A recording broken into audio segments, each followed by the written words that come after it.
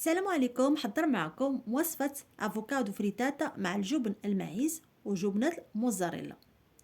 نضيفو 8 البيضات بلديين وجوج معالق كبار من حليب جوز الهند اختياري ونضربو الكل جيدا.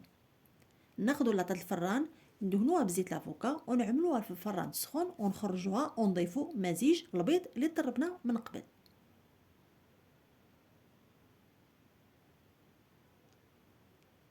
نصف ملعقة صغيرة من رقائق فلفل حار، البزار، وندخلوها الفران طيب مدة 5 دقائق. نشعلو الفران من التحت.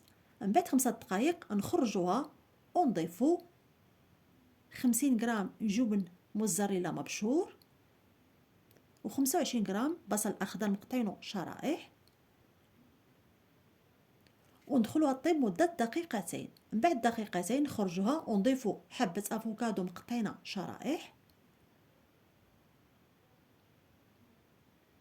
و60 غرام من جبن المعيز مفتت، ونغطيوها وندخلوها طيب مدة دقيقتين من التحت، ونزولو الغطاء ونخليوها تحمر حتى يولي اللون ديالها بني، ونخرجوها ونقدموها بالصحة والراحة.